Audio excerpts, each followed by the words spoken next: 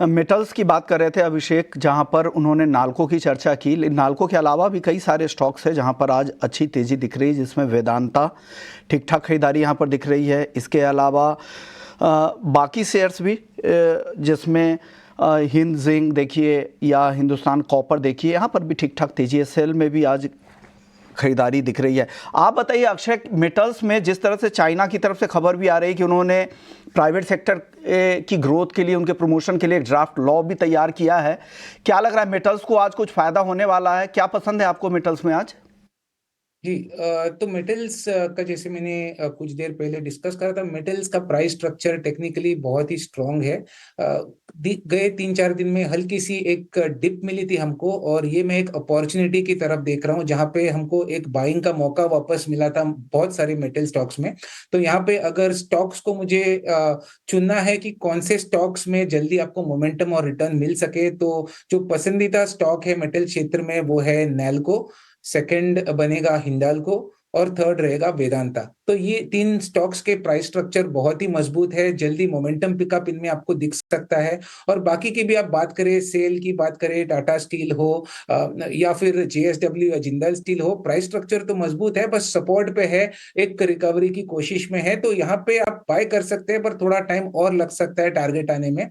तो ओवरऑल कुल मिला के मेटल क्षेत्र अभी भी मजबूत है, अभी भी काफी गेन्स मेरे हिसाब से टेक्निकली आपको स्टॉक में अक्टूबर से नवंबर महीने तक दिख सकते हैं। तो होल्ड या बाय की रणनीति में रखूंगा मेटल्स सेक्टर में। में आपको ज़्यादातर जितने भी दिग्गज है, जिसमें हिंडाल्को, नाल्को, वेदांता जैसे शेयर्स पसंद है। टाटा स्टील भी आपको ठीक ठाक लग रहा है। चलिए, एक और सेक्टर है जहां पर आज दबाव दिख रहा है, वो है फाइनेंशियल्स। आरईसी और पीएफसी पे बताइए देवांग, क्या लग रहा है आपको? आरईसी पीएफसी आज 1-1% दोनों कमजोर है, क्या करना चाहिए यहाँ पर? और इसी की बात करो, डेफिनेटली स्टॉक्स में अब एक माइनर सा डिप देखने मिला है, बट ओवरऑल स्ट्रक्चर यहाँ पे एक सपोर्ट के पास हमने देखा कि एक अपसाइड रिज्यूम किया है, तो बने रहने की सलाह रहेगी। स्टॉप लॉस यहाँ पे रखे आरईसी में अराउंड 532 का, अपसाइड अराउंड 550 तक के जोन देखने मिल सकते हैं आरईसी में, तो होल्ड की सलाह रहेगी आरईसी में। आज ट्विंस बजाज फिनसर्व और बजाज फाइनेंस आज दोनों में कमजोरी दिख रही है। अक्षय, क्या लग रहा है आपको बजाज फाइनेंस में यहां से और बजाज फिनसर्व में? अक्षय, आपसे मेरा सवाल था।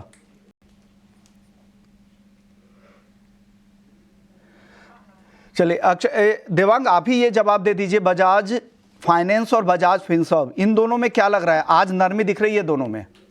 बजाज फाइनेंस की बात करें तो स्टॉक में डेफिनेटली अभी भी एक जो पैटर्न है, थोड़ा सा नेगेटिव ट्रेंड है स्टॉक के अंदर। फर्दर थोड़ा बहुत यहाँ करेक्शन देखने मिल सकता है, 7,150 तक के लेवल्स देखने मिल सकते हैं स्टॉक में। जहां तक रेजिस्टेंस की बात करें, 7,350 का रेजिस्टेंस, अभी भी इसमें करेक्शन इंटैक्ट है बजाज फाइनेंस में। पे नजर डालें तो फेडरल बैंक आज यहां पर तेजी दिख रही है, पीएनबी भी मजबूत है, पीएसयू बैंक्स और कुछ प्राइवेट बैंकों में भी खरीदारी दिख रही है। बैंक ऑफ बड़ौदा, पीएनबी, इन दोनों में तेजी है, लेकिन फेडरल बैंक में भी तेजी दिख रही है। लेकिन कुछ प्राइवेट बैंक्स है जहां पर आज दबाव भी दिख रहा है, उसमें दिग्गज private bank ICICI bank, Kotak, HDFC तीनों कमजोर यहां पर नजर आ रहा है, और वही वजह है कि निफ्टी बैंक पर भी दबाव दिख रहा है। देवांग, बैंकिंग में क्या पसंद है आज के लिए, क्या ट्रेड लेना चाहिए यहां पर? बैंकिंग सेक्टर की बात करें तो अभी भी हमें लगता है वेट करना चाहिए, बिकॉज ओवरऑल जो बैंकिंग स्ट्रक्चर है, बैंकिंग स्टॉक्स है, वो अभी भी ड्रैग कर सकते हैं। तो I think wait and watch करना चाहिए बैंकिंग के लिए। आपको वेट एंड वॉच की सलाह दे रहे हैं। रियल्टी शेयरों पे नज़र डालते हैं, रियल्टी में भी आज कमजोरी दिख रही, ज़्यादातर काउंटर्स यहाँ पे कमज़ोर है। डीएलएफ भी करीब 1% नीचे है, फिनिक्स में भी 1.25% की गिरावट है। डीएलएफ और फिनिक्स इन दोनों पर क्या राय है देवांग? डीएलएफ की बात करें तो डेफिनेटली आज एक करेक्शन देखने मिला, बट अगर हम ओवरऑल स्ट्रक्चर देखें तो डेली चार्ट कंसोलिडेशन ब्रेकआउट के बाद एक करेक्शन देखने मिला, एक नियर बाय सपोर्ट उन्हें, प्रीवियस जो सपोर्ट था वहीं पे ही स्टॉक्स ने सपोर्ट लिया है। तो यहाँ पे होल्ड की सलाह रहेगी। स्टॉप लॉस यहाँ पे रखे अराउंड 838 का, अपसाइड अराउंड 880 885 तक के जोन देखने मिल सकते हैं। होल्ड की सलाह रहेगी स्टॉक में। ओके, तो होल्ड की सलाह यहाँ पर आ रही है। चलिए, कुछ और स्टॉक कंज्यूमर ड्यूरेबल्स से देखते हैं। यहाँ पर भी कुछ स्टॉक्स है जहाँ पर खरीदारी दिख रही है। टाइटन करीब 0.5% की तेज़ी दिख रही है। ब्लू स्टार में भी तेज़ी है, ये भी करीब 1% ऊपर है। ब्लू स्टार और टाइटन पर भी बताइए, फेस्टिव सीजन चल रहा है और गर्मियों अक्टूबर हिट की वजह से भी कुछ डिमांड बढ़ने की उम्मीद है। ब्लू स्टार के मैनेजमेंट से भी बात हो रही थी। इन दोनों स्टॉक पे क्या राय है सर, ब्लू स्टार और टाइटन? टाइटन की बात करें तो ट्रेंड हमने देखा एक हाई लेवल से काफी अच्छा करेक्शन देखने मिला है। अभी भी ट्रेंड थोड़ा नेगेटिव है स्टॉक के अंदर, तो अभी इसमें खरीदारी की सलाह नहीं रहेगी। अराउंड 3,380 वो एक सपोर्ट है वहां, उसके पास अगर हमें देखने मिलता है वहां पे खरीदारी इनिशिएट कर सकते हैं। अभी वेट एंड वॉच करने की सलाह रहेगी। ब्लू स्टार की जहां तक बात करें, स्टॉक एक अच्छे मोमेंटम में, जो स्ट्रक्चर है वो काफी पॉजिटिव है, तो ब्लू स्टार में खरीदने की सलाह रहेगी। 1950 का स्टॉप लॉस रख के अपसाइड अराउंड 2200 तक के जोन देखने मिल सकते हैं ब्लू स्टार में। तो ब्लू स्टार में यहाँ से भी तेजी लग रही है, लेकिन टाइटन में अभी वेट करें, अवॉइड करें।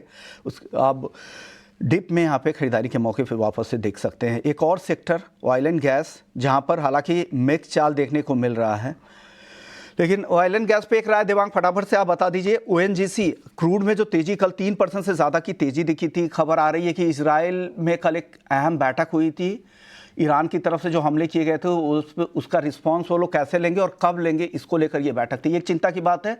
दूसरी चिंता थी यूएस में सप्लाई को लेकर, जिस तरह से वहाँ पे मिल्टन तूफान की वजह से सप्लाई डिसरप्शन की खबर आ रही है, उससे क्रूड कल तेज हुआ। तो ओएनजीसी आज तेज है, 1.25% ऊपर है। क्या करना चाहिए ओएनजीसी में देवांग?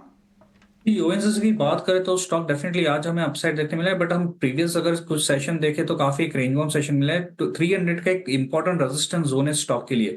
जब तक कि लेवल के ऊपर नहीं जाता तब तक अवॉइड की सलाह रहेगी ओएनजीसी में। ये राय है ऑयल मार्केटिंग कंपनियों पर। कंपनियों की चाल देखते हैं। यहाँ पर कुछ शेयर्स आज भी ठीक ठाक तेजी दिखा रहे हैं। डिवीज लैब 2.25% ऊपर है, इप्का में भी तेजी है और फार्मा में भी तेजी दिख रही है। अक्षय, यहाँ से कोई पिक आपकी फार्मा से?